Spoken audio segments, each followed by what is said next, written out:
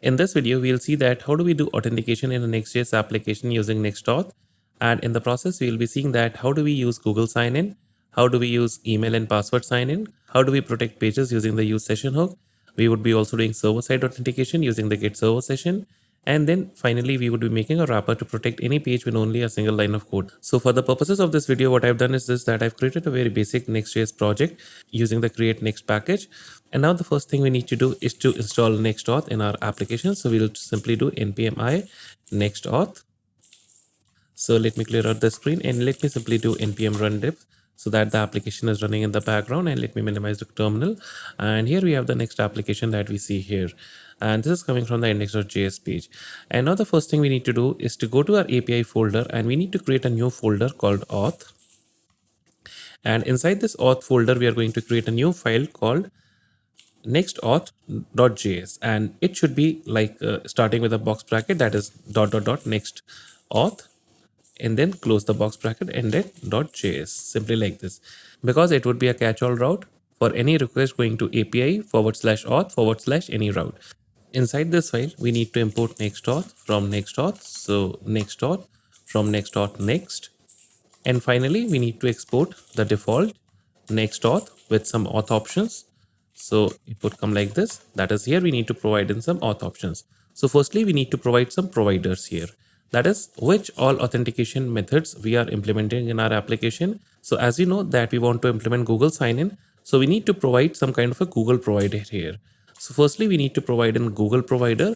And for that, what I need to do, I need to import Google provider from this thing here. That is from the Next-auth package. That is Google provider from a Next-auth providers Google. And then here we need to provide in Google provider. And then again, this takes in some options. Firstly, we need to provide in the client ID, and we'll fill in that in a moment. And then we also need to provide in the client secret. So if you already know how to generate a client ID and client secret, then you can skip to the next part of the video. But I would highly recommend you following along with me, because we also need to provide in one option in generating the client ID and client secret, and that is the callback URL. So let's go to this thing here, that is Google Cloud, and we need to create a project here. If you already have a project, then you are good to go. And we simply click on create here. And now we need to go to this project here. That is the project that I've just created. And now we selected this project, and now here we are inside this project. And now we need to go to the API and services.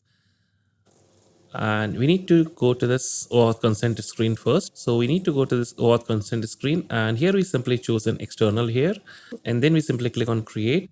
So here we need to provide in the app name that would be shown to the user. So let's say that tutorial on Next-auth, and here we need to provide in the user support email address. So let's keep it like this. And for the app logo, I would suggest that you do not provide in the app logo, because if you provide in your app logo, then you need to go with app verification, which would take a couple of days. So I would highly recommend not to provide in the app logo. And then you can leave on each of the fields empty. And then you simply need to provide in your developer contact information, because that is the required field here. And make sure you provide in your own email address here.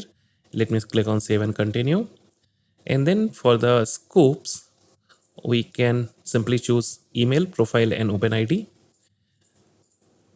And then we can simply click on update here. And now we can simply click on save and continue. And then we can add in some test users so that we can see how Google sign-in works. So let me add in a couple of test users here. Let's simply click on add. And now let's click on save and continue. And now this is a summary, and you simply need to go to back to dashboard. And now our OAuth consent screen is ready. And now we need to go to the credentials tab here. And here we need to click on create credentials to create an OAuth client ID. Here we choose the application type to be web app application, and the name can be anything here because it is not client facing. And let me simply call it Next-auth tutorial. And here make sure that you enter the authorized redirect URIs here. So here we need to add in the URI, that is http / localhost. And if you go to the Next-auth options here, or this Google options here inside the providers, we see that they will say that for production, we need to provide in the authorized redirect URL like this. That is your domain / API auth callback Google. And for the localhost development, that is currently we are doing that. So we can simply copy this URL from here and we can go back to our this page here, that is this client ID, and we can simply paste in the redirect URI here. And now we simply need to click on create, and our client is created, and now we have the client ID and client secret. So for the purposes of this video, I'm simply hard coding the client ID and client secret in my Google provider here, but definitely this should come from the environment variable. So let me copy it, let me paste it here. And now that's all what you need to do to create your Google provider. And now I would highly recommend that you pass in a secret here. Though it is not required for development, but for production, it is always necessary to provide in your own secret, because this secret is used to hash your tokens, sign and encrypt cookies, and generate cryptographic keys. So I would highly recommend you doing so. So to generate a signing secret, or to generate a simple secret, what you can do, you can simply use this command, that is OpenSSL rand base64. So let me open my terminal here and let me stop the application and let me clear out and let me paste in this command here. And we can simply copy in this secret, that is the secret, and we can simply paste it here. And again, this secret should be coming in from our environment variable, but I'm hard coding it here. So let me simply do npm run dev. And now what we can do, we need to go to our app.js file, and here we need to import session provider from Next-auth React. So here we'll say import something from Next-auth React, and then we can simply extract out the session provider from here. And here what we can do, we can wrap our component inside the session provider. So session provider like this, and we can wrap this component like this, and this session provider takes in one prop, and that is the session prop, and this session prop we can extract it from the page props. So we can simply say session comma dot dot dot page props, simply like this. So here we can simply pass in this session here, because this session would be utilized by the useSession hook, or which we are going to do in a moment. So now what we need to do, we need to go to our index page, and here we need to simply detect the status whether the user is authenticated or not. And so for that we are going to use the useSession hook from Next-auth React package. So we'll simply say useSession, and it is imported from this Next-auth React, and this provides us with an object containing two things, that is the data containing the session, and then the status, whether the status or whether the session has been fetched or not, or whether the session is in loading state. So here we can simply spit out the status. So let me spit it out inside an h3, that is status would be this status. So if we save this application, we see that currently we see that our status is unauthenticated. So currently we are unauthenticated. Now to go to the default page that is provided by Next-auth to sign into the users is /API/auth/signin. So what we can do, we can create a link here.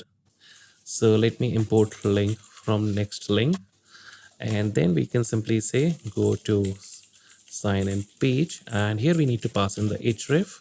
So href would be /API/auth/signin.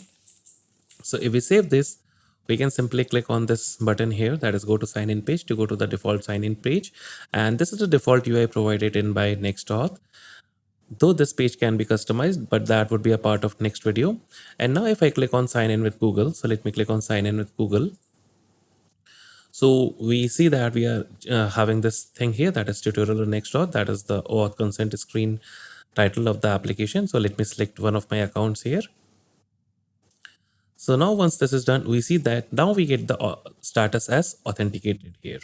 So now let's see that what is contained inside the current user object, or what is contained inside this data object here. So what we can do, we can simply do a pre-tags here to simply json.stringify the data here. So json.stringify data comma null comma 2. So let me save this, and now we see here that we are getting this thing here, that is this is the session object here, that is this data here, and it contains in the user the name, the email address of the user, and the image of the user. So if we go to this user image here, so if we go to this user image, we see that this is the default Google image, or the profile image provided by Google. So this is what it is. And now let's see that instead of going to the login page, that is instead of going to the sign in page, what we can do to simply directly log in the users with the Google account in case you want that. So before doing so, let me create a button here just to make sure that the user signs out. So sign out, button sign out. And here we have an on click event on this button. And here we are simply going to call in sign out. And again, this sign out is imported from this Next-auth React.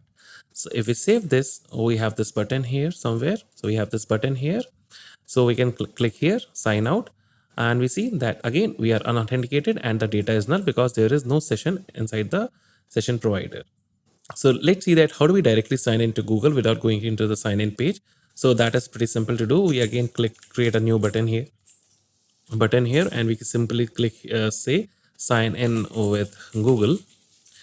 And here instead of sign out, what we are going to do, we are going to use arrow functions here, and we are going to use in a function provided by Next-auth React, that is sign in. And here we can provide in the name of the provider. So as we all know that Next.js or Next-auth has a couple of providers more than anyone has. So we are only using Google. So we can simply provide in the Google provider here, that is Google, simply like this. So if we save this and if we click on this button here, that is the sign in with Google, and or let me say that we want to display this sign out button only when the user is signed in. So what we can do, we can simply say if we have data, then only we want to show this sign out button. So we have this thing here, and again for this sign in with Google button, what we can do, we can say if there is no data, then we want to show this sign in with Google button. So now we can click on sign in with Google, and automatically we are redirected to this Google page. So we can click here, and we would be going back to this page here, that is the index page here. So we have this thing here. So this is how easy it was to implement the Google provider inside your application. So now let me show you one more thing, and that is how to use the credentials provider, that is the email and password provider. So let's say that we do not have data here. So that is, we do not have data here. And then we simply want to display a sign in form. So sign in form. And this component we are going to create in a moment. So let me simply go here, and here I'm going to directly create in this component here, that is sign in form, like this. And inside this sign in form, let me return in a form here, that is return form. And we do not need an action here because we are in React. And here inside this form, we want to have an input field that would be of type of text. And let's simply give it a value of email. And on change, we want to simply change the state variable. So let me create in the state variables first. So use a state from React, and here the initial value would be empty for email.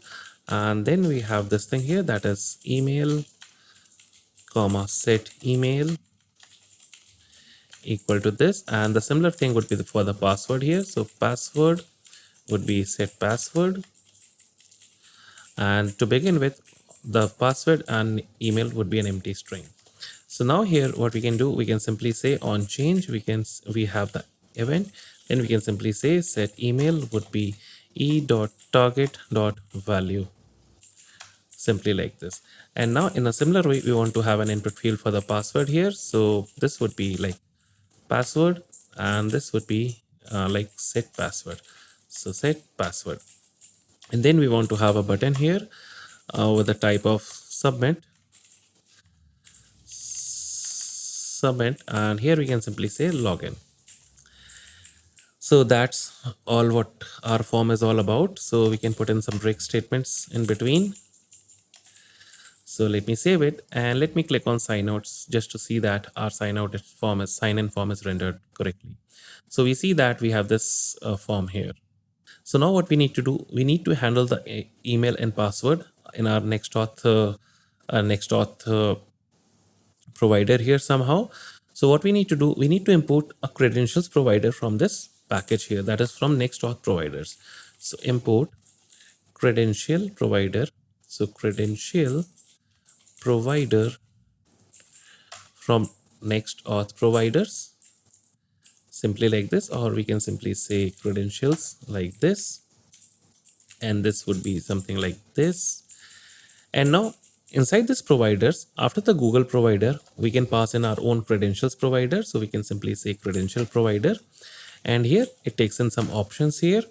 So the name of this provider can be anything as in what you like. I'm simply going to call it credentials, though you can have multiple credentials provider. That is, you can sign in with the email and OTP, and here we are signing in with email and password. So therefore I'm simply calling it credentials here. But make sure that if you have two credentials provider, then these names should be different in each of the credential providers. But for now, to make it simple, let's simply call it credentials here. And then we need to pass in some credentials here. That is the type of credentials we want our default Next-auth form to show. That is, if we go to this page here, that is sign in page, we want the default form to show here as well. So here what we can do, we can simply pass an email. That is, we want to create an input field on this sign in page. Though we already have the input field on our index page, but we also want to create an input field on the sign in page. So therefore I'm going to provide in this credentials object here. So email label would be email, and it should be in quotes, and then the type would be email, simply like this. And then we also want to have a second input field on the sign in page, and that would be password. And again, the label would be password, and the type would be password, simply like this. And now inside this credential provider, or let me save it first and let me reload the page. So we see that we have this thing here, that is this thing here. So we have this email and password. So if I change it to something else, that is enter email. So if we save this and if we reload the page, we see that this label is changing here. So this is what is meant by this label here. Nothing fancy in here. So now what we need to do in Google provider, we already have the way to authorize the callback by providing in the authorized redirect URI. But in the credential provider, we need to handle the authorization ourselves. That is, we need to make sure that whatever email is entered here and password entered here does exist somewhere inside our database, and we validate that password. So for that, what we need to do, we need to implement an authorize function here. That is async function, because it would be an async function all the way. So we would say authorize, and here we have the credentials, and then we also have an access to the request object. And inside this authorize callback, firstly let me simply console log the credentials here. So let me save it and let me open the terminal here. So once I click on this sign in with credentials, watch out in the console here. So let me save it here. So let me sign in with credentials. So we see that the sign in failed, but we see that we are spit it out with this credentials object here. That is the CSRF token, the email and the password. So now what we can do, we can use this email and password somehow, or we can extract this email and password from this credentials. So const something equal to credentials, and we can get the email and we can get the password from credentials. And now somehow we need to validate the user. So validate the user with email and password. What I'm not doing here in this tutorial is to create a user, but somehow you would use this email and this password to validate this email and password from your database somehow. If the validation succeeds, not the authentication, but if the validation succeeds for these credentials, then you can simply return in the user object in a format which I'm going to tell you in a moment. So let's say once we have this email and password, we are returned with this kind of a user object here. That is, let me copy and paste the user object. So somehow. So let's say finally we get back this kind of a user here from our database that has a name of this thing here, email of this thing here, and this email should be the email coming in from the credentials, of course, but this is a demo user object here. And finally what you need to do, you need to simply return this user object from this authorize callback here, or authorize function here. So if I save this and if I simply sign in with credentials, so watch what happens. So I am signed in, and if I go back here and this is overflowing here. So what I'll do, I'll simply remove some of the styles from this index.js file. So simply let me remove this styles.main thing from here. So now we see that we have this kind of a user object here, that is name Jane Doe, email jando@gmail.com and images this image. And if we have a look at this Next-auth thing here, so this is the exact user that we return from our authorize callback here, or this authorize function here. And now let's say that if the user is not validated, then what you need to do to throw an error. So first, let me simply sign out from this thing here, and let me go to the sign in page. And now let's say that we do not have a user here and we found in a false user here, that is, this user does not exist. So let's say const is validated, is validation field somehow equal to true. That is the validation field. That is, this email and password does not exist in your database. So we have this thing here, that is, if is validation failed, then what we can do, we can simply throw the error here, that is throw new error. And here we can simply say email password invalid, something like this. So that's all what we need to do. So now if we click on sign in with credentials, we would be simply going through this throw thing here, that is throw new error. So what I've done here, so let me save this. And now if I click on sign in with credentials, we see that we are getting this error here.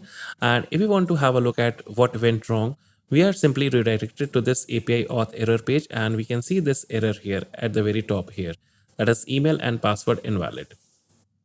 So this is what you can do to handle the error by yourself. So now let me simply comment it out to simply return in the user here. So let's save this and let's go back and let's try to sign in with credentials. So we are on this page here. So now let me show you one more thing, that is how do we create our own sign-in page, because in the index.js file we created this sign-in form and we wanted to handle the sign-in form like on our own page. So let me click on sign out. So we have this form on our own sign-in page. So we want to handle the sign-in form. So what we can do, we can go here and here we can have this function here, that is function handle sign-in, which gets triggered when the form is submitted. So we can say on submit, we have this handle sign-in thing here. And the first thing we need to do, we need to prevent the default behavior. So we can say e.prevent default. And now what we can do, we can again use this sign-in function provided by Next-auth React. So we can say, so sign in, here we are going to use the credential provider credentials, and then we need to pass in something here, and that would be the email and password, simply like this. So this email and password would be passed into your Next-auth authorized thing here, and the credentials would be extracted from that email and password thing here. And make sure that this thing here, that is email password, matches the name or the values of these objects here, that is the keys of these objects, that is email and password. So if I save this and if I put in this, let me open the terminal once again. So if I put in an email here, so let me this time put in Jando. So jando@gmail.com, password 123456. So let me click on login.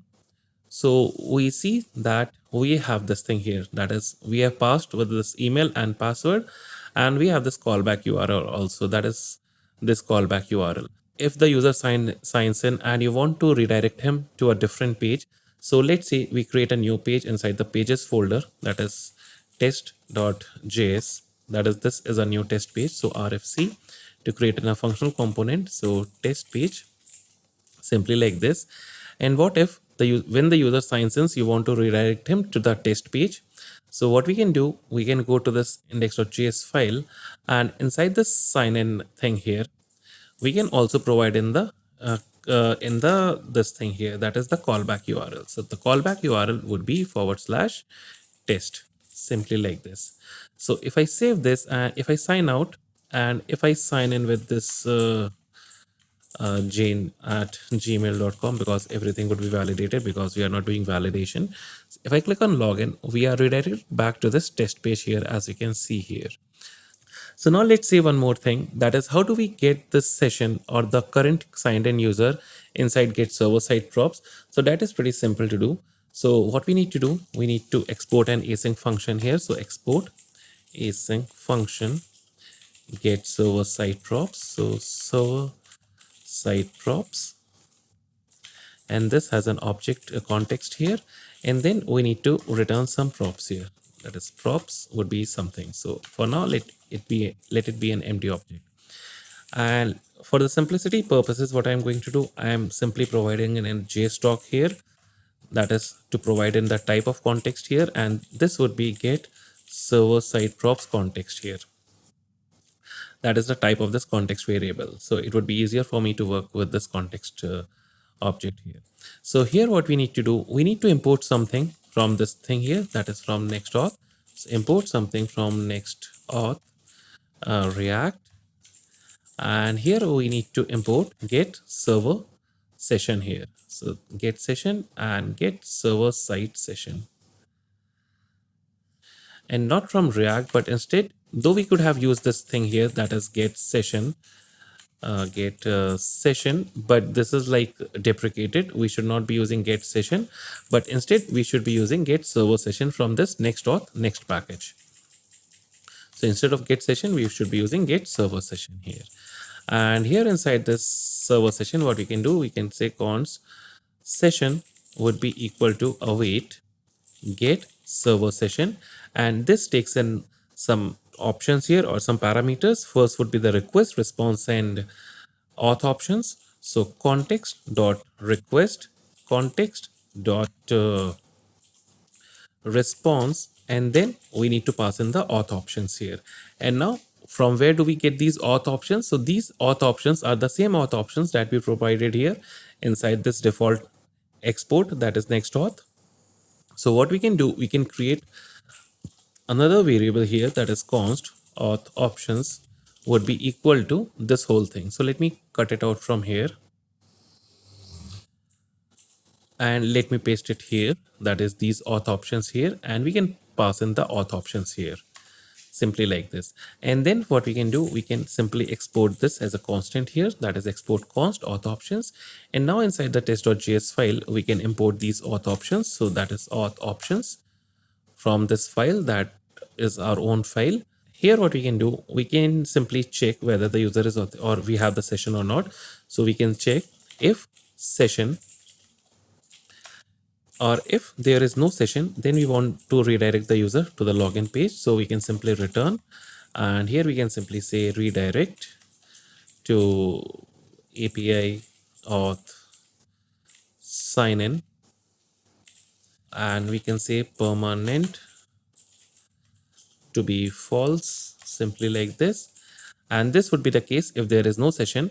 Otherwise, what we can do, we can simply return in the user object from this session as a prop. So we can simply say session.user, because if we have a session, we also have a user. So then we can get this user as a prop inside this test page. So we can get in the user here, and then what we can do, we can simply spit it out the JSON object or the JSON.stringify of this user object here, user comma null comma 2, simply like this. So if we save this and if we try to reload the page, we see that we have this user object here.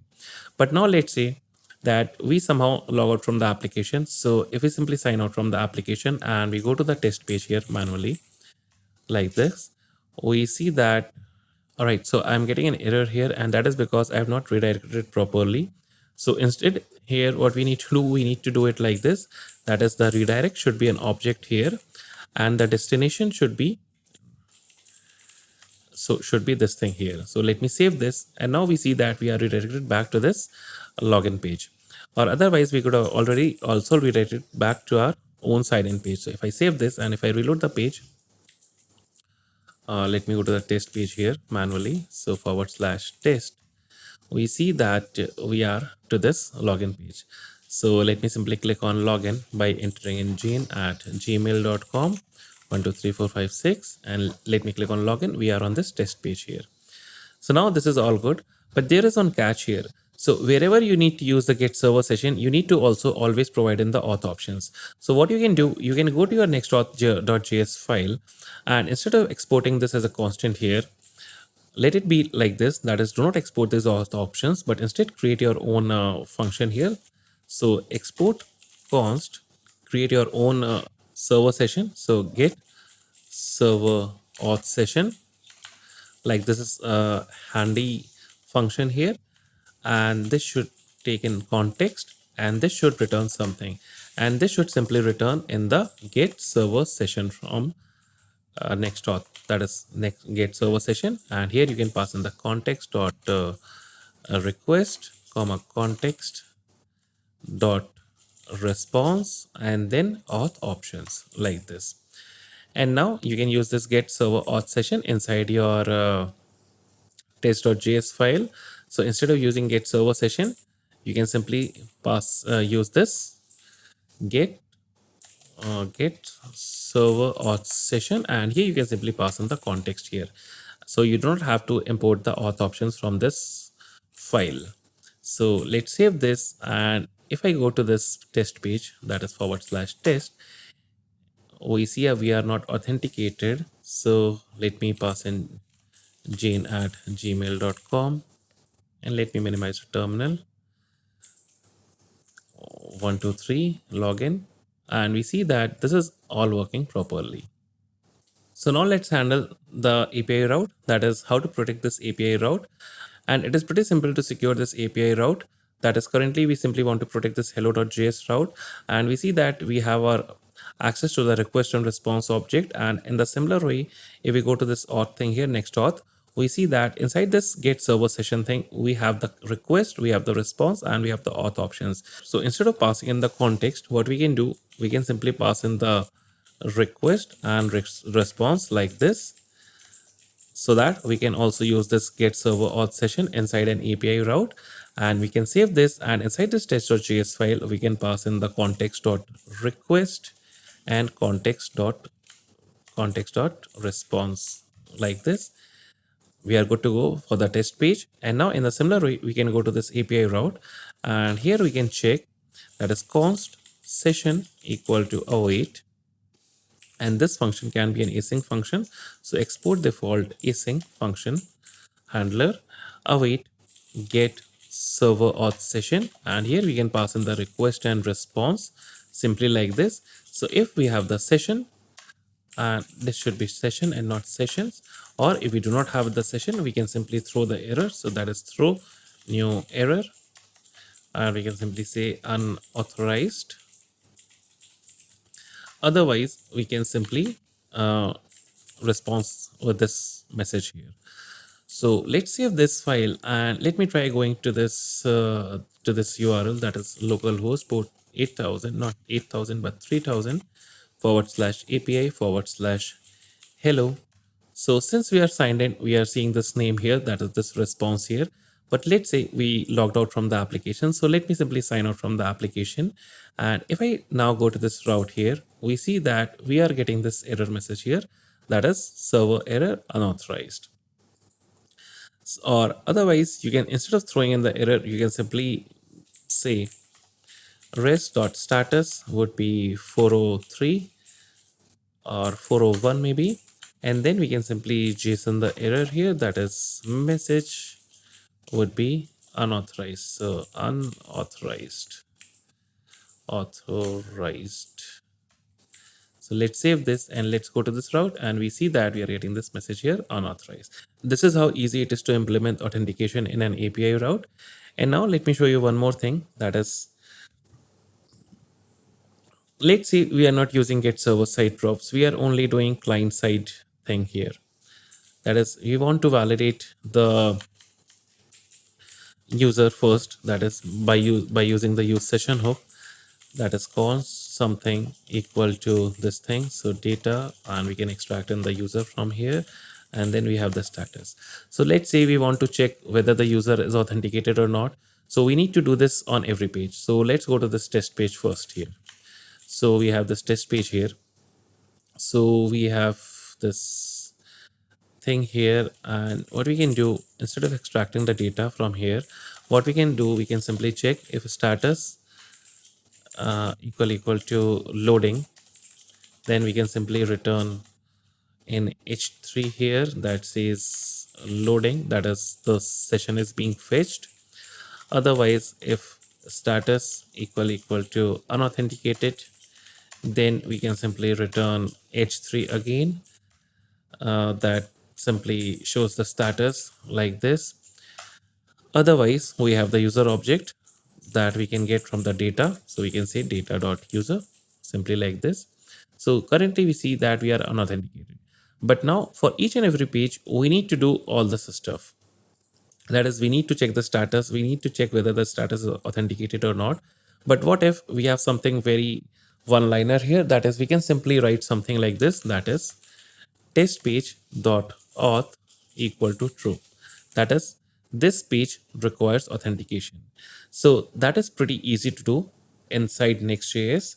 So what we can do, we can go to our app.js file, and here what I want to do, I want to simply check the auth thing here. That is, firstly, let me simply log in this thing here. That is console.log component.auth thing here. So if I save it and if I open my terminal here, and if I go scroll at the very bottom, so if I reload the page, we see that we are getting this true here, which means that we are able to pass in this auth property here for this component, that is for this test page component. So what we can do, we can create a wrapper element for this component. So let's say we create this function, that is auth, simply like this, and here we can simply return in children. So whatever children is passed here, so we can simply return out those children. So, or we can simply render out the children. So what we can do here, we can simply check if the component has that auth property to be true. That is, if component that auth, then what we need to do, we need to simply spit out the children inside this auth element, JSX element. And here we can simply say, simply pass in this component here like this. Otherwise, we can again simply pass in the component without the authentication thing. That is, whatever page has this property auth to be true would be wrapped inside this JSX element, that is this functional component here, that is this auth component. Otherwise, we are simply spitting out it directly. So if I save this, we see that we have this thing here. So to verify this, whether this auth is working or not, since this test page does have this auth to be true, so what I can do, I can go to my app.js file and let me put in a div here like this.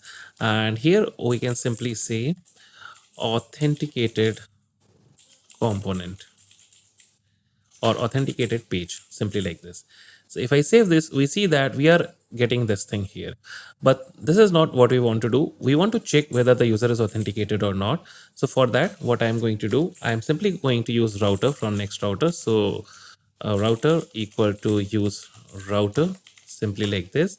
And then we also need to have the session here. So use session from the Next-auth package equal to use session, and we have this use router from Next-router and use session from Next-auth React. And let me minimize into terminal. And here what we have the data and we have the status. So firstly, we need to check whether we have a user or not. So we can say const is user would be equal to not session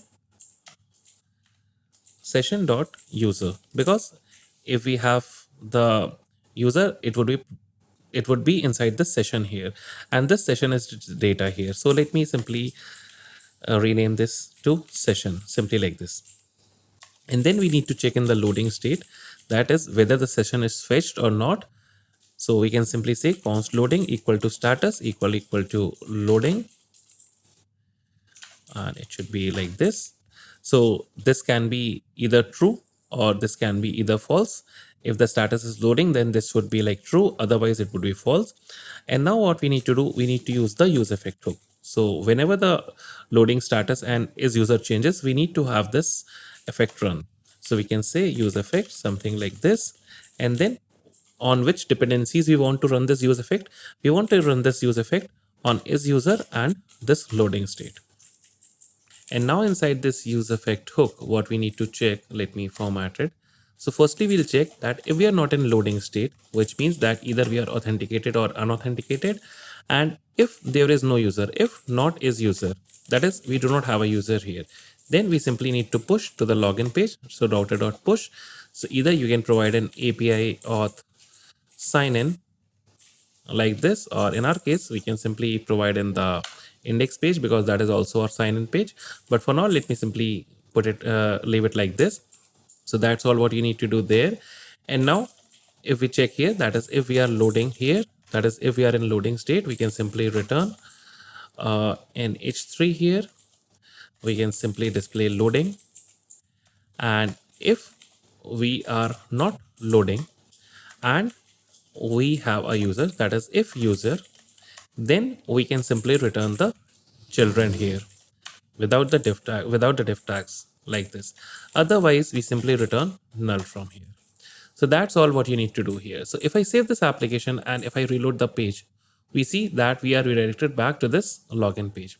So if I sign in with credentials here, we can go here. And now if I go to the test page here, we see that since we are authenticated, we can see this data here. And this is immediately fetched because in this case, this use session, that is this data, would always contain this user here. So even if I remove this all this stuff, this data.user would never be null. So if I save this and if I reload the page, we see that we always have the data inside this user thing here because this session is immediately fetched.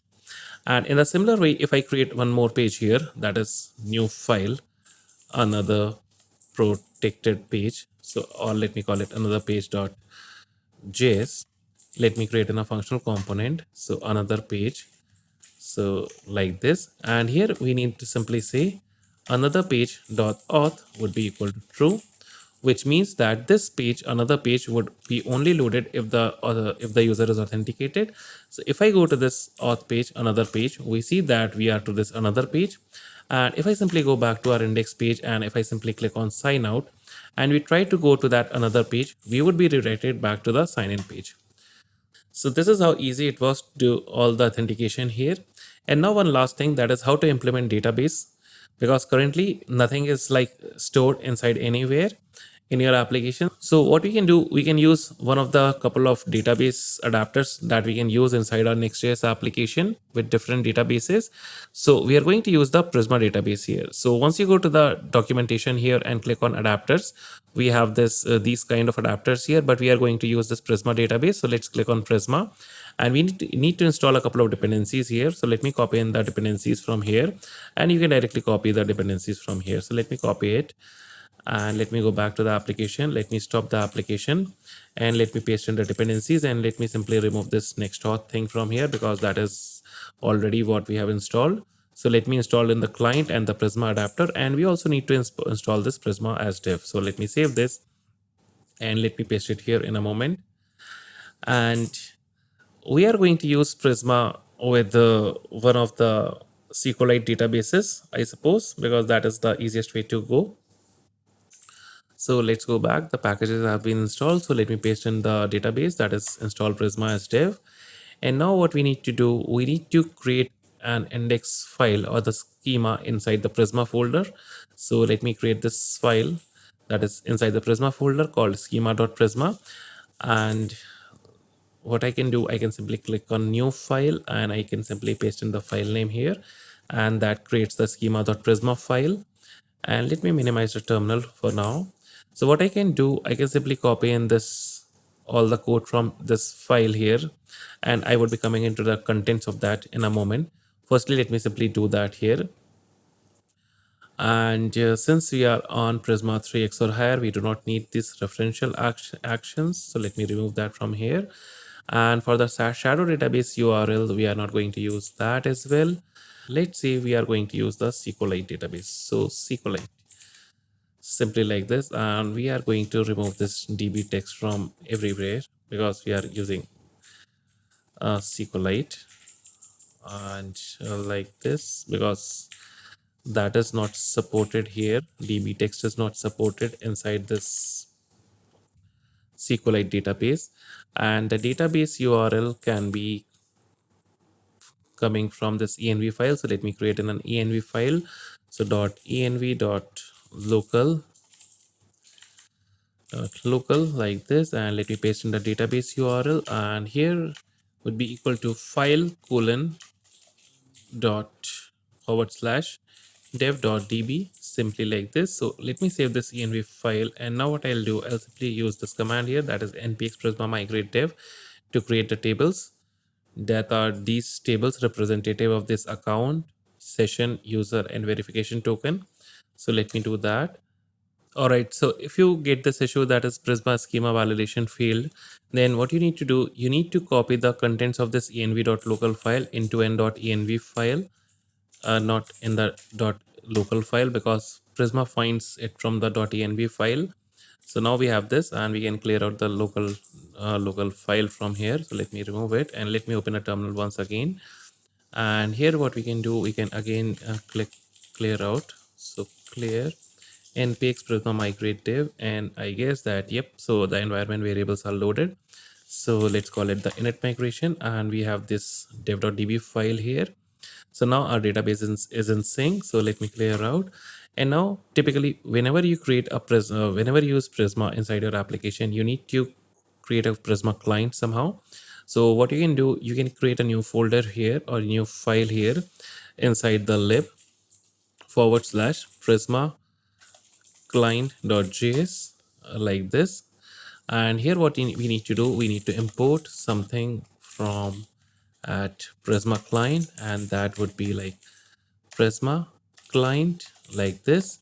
So now instead of me writing all the code, what I can do, I can go to this URL here, that is the Prisma IO docs, and this has the best practices for instantiating a Prisma client in our Next.js project.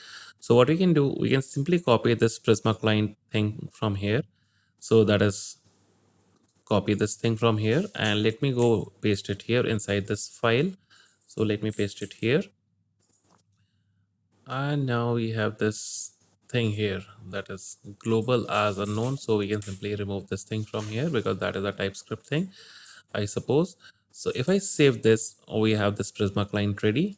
And now what we can do, we can go to our next.js file, and here what we can do, we can import something from at next.prisma adapter, and this should be Prisma adapter, and we can say const adapter equal to Prisma adapter, and here we can pass in the Prisma client from our Prisma client package, that is from our Prisma client that we created, that is this file. Though we could have directly instantiated Prisma inside the next.js file, but that is not the recommended way. And here just before the provider, we can pass in our own adapter, and that adapter would be this adapter that we just created. So that's all what we need to do. So now if I do npm run div, we have something here. And now let me also open one more terminal here, and let me simply do npx prisma studio just to open the studio here. And now we see that we have these tables here, that is account currently empty. And if we open the user here, we see that this is empty here. So now what we can do, we can go back to our application, and let's say that we sign in with this Google thing here. So once we sign in with Google, we choose our account here, one of the accounts. We see that we are logged in here, and if we have a look at our database here, so currently we see that we have this one user here, and this is persisted inside our database, and we have one account related to that user. So now you might be wondering that what is user and then what is account. So that is pretty simple to understand. So now what we can do, we can go to this schema.prisma file, and let us try to understand that what this means here. So basically, if you use database sessions, then those sessions would be stored inside the session model, and you do not need to do anything about the session, just you can leave it as it is. Again, for the verification token, you can leave it as it is because it is for email only authentication, because we have email and password authentication. But there is one more thing, that is magic links sent to your email, and this is used for that. So you can again ignore that stuff. What matters to you is this account thing here and this user thing here. A user can have several accounts. That is, one user can be signed in with a Google account, and the same user can use his credentials, that is his email and password, to sign in to the same account. So the user can have multiple accounts, but an account can belong to a single user. So that's all what the linking between a user and account is. If you're building your own application, you can simply extend this user model as per your convenience or as per your requirements. But these fields should be present here because it is used by the Prisma adapter to work with these fields here. So guys, that's all about this video. I hope that that's a pretty long video, and if you have liked the video, do hit the like button, and if you haven't subscribed to the channel, do subscribe to the channel. So thank you, bye bye, tata, take care, and have a good day.